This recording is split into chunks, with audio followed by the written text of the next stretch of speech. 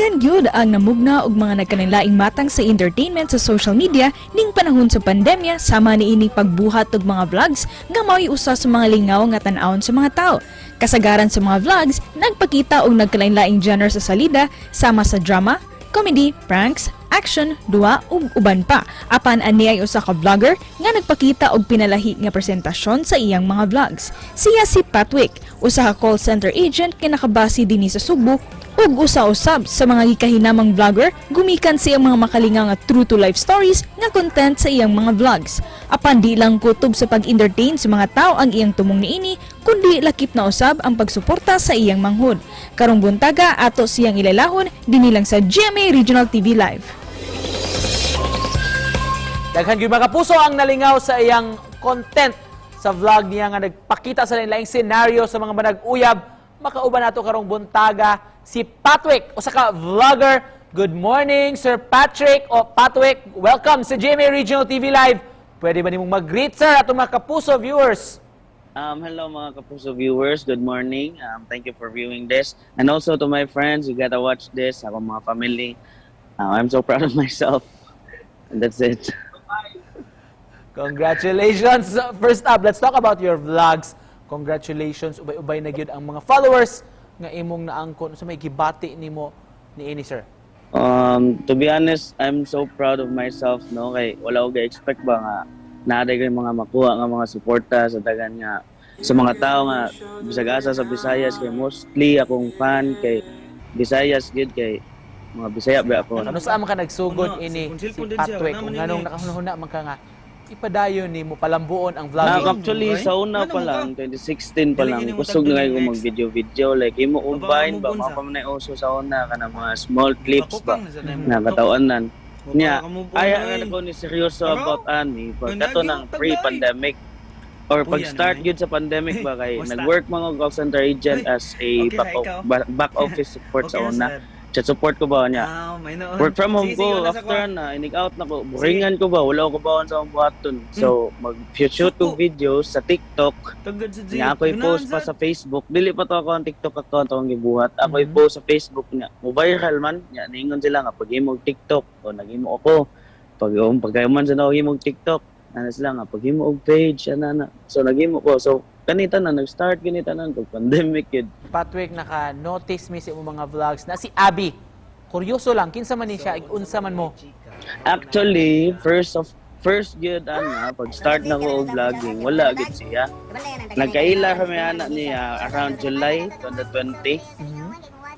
So ang imong pangutana noon siya nako. So for now, she's literally my partner and everything. Bitaw, siya hinungdan. Siya usa sa mga hinungdan nga na ako din siya usa sa mga hinungdan nga nung kuan. Actually nagka-live-in me for 1 year and 8 months. Ngunana niya karon kay padung naman siya larga kay mo migrate man siya sa America, so lisod pa kay ang pag-adjust ba kay akong mga videos gyud kung dili mag-portray niya naa siya. Kay ingonana man namong image gihimo sa mga tao. Pero karon wala naman siya, basig kanang nay mga changes or maningkamot mi nga video gyapon mi since kami man gyud ang partner duha. Unsa may natabang sa nabag-o sa pag-vlog sa imong kinabuhi? Sa una ako I always feel neglected. Ganang dili ko priority ba mo adto ko sa akong mga amigo. Ay antod karon man siguro akong mga amigo kung unsa lang treatment ako sa una. Mao lang treatment na ako karon niya.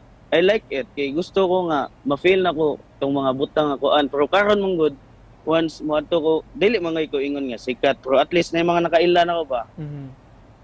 So mo adto mga public places ana nay makailan nay mo pa picture night times nga mauwa ko, nasa times nga wala ko kabawan sa buhaton, pero nasa times nga kanang good mood ko ali picture ta na ako sila bugal-bugal na ningunana akong nya ang vlogging sad usa sa rason nganong kuan responsible kuya ko karon.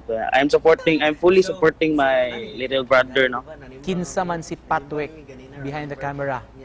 So kung unsa ko sa social media, ingon ana ra sa jud ko gid. Bugal-bugalan ko sa social media, bugal-bugalon ko ingon ana ra gid. Sir Patrick, ano para nimo importante ang pag-vlog karong panahon na? Gusto lang ko nga naatay kanang mag-keep nga kanang treasure ba sa life. Pero vlogging usa na siya kanang usa na siya sa way karon nga maka-earn ka, especially if nakay dagang fan base, nakay dagang followers. Unsa may sunod nga atangan gikan kanimo sa imong mga vlogs? Sa vlogging namo kay mangita mi og kanang way nga kanang content siya ba nga ma-relate gyapon sa kadaghanan sa mga tao bisan pag lagyo mi ba. Mangita mi kanang content niya kanang maramig dugol. Actually, ako na nagipangandaman, ako nagi-mind condition ang mga tao sa ingon ana ang klase nga content. Kay, as you can see sa akong page, ang ako ang content karon kay via video call. Video call. Kanang mga mag-argue nga manag-uyab, mag-away nga manag-uyab via video call. Ako lang gi-mind condition na para puhon nga si Abi na sa layo, mao na ang content, mag-shoot siya video. Mag-shoot siya video, niya ako ara na i-do it din pero ako na i-edit, maraming naka-video call. Og isip pa na po, Patrick, mensahe nimo sa atong mga viewers ron buntaga. Okay, so ako ang mensahe no, ambot kung paminaw I don't know if you'll take me seriously kay bugal-bugalon mga kung nga tao. Pero ang ako lang always do things that will make you happy. Okay, gusto ko nga malipay mo permi balag unsa yung buhaton ayaw mo hatag pakyan ng mga marites da kay you are responsible for your own happiness. Alright, thank you so much. Salamat sa Okay. pagtulunan og sa kalingawan rong buntaga Thank mga kapuso you. vlogger nga si Goodbye. Patrick. Salamat.